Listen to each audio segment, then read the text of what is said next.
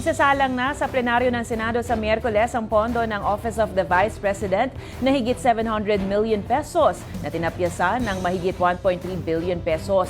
Inaabangan naman kung tutuparin ni VP Sara ang naunang pahayag na handa siyang humarap sa mataas na kapulungan. Ang balitang A to Z ni Ace Cruz.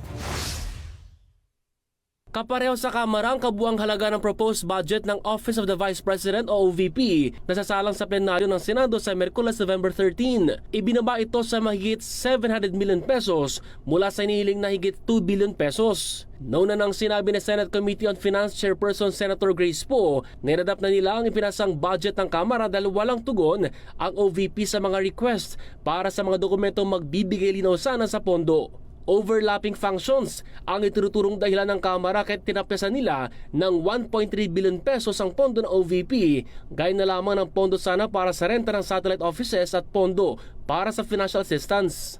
Ayon sa Kamara, inilipat na lang ang halagang ito sa ibang ahensya gaya ng Department of Social Welfare and Development o DSWD, pati sa Department of Health o DOH.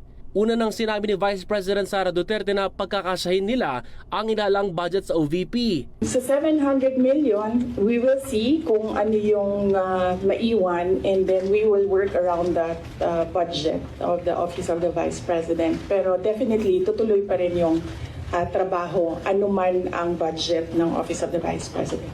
Hininga ng news team ng pahayag ang kampo ni Duterte kung dadalo siya sa Senado sa Miyerkules pero wala pang sagot. Pero sa pagharap ng bise sa media noong September 25, sinabi niyang dadalo siya. Pa-attend kami doon, pero wala na kaming expectation na mahabol pa yan. Kasi nga, sinabi ko doon sa interview ko, pagdating sa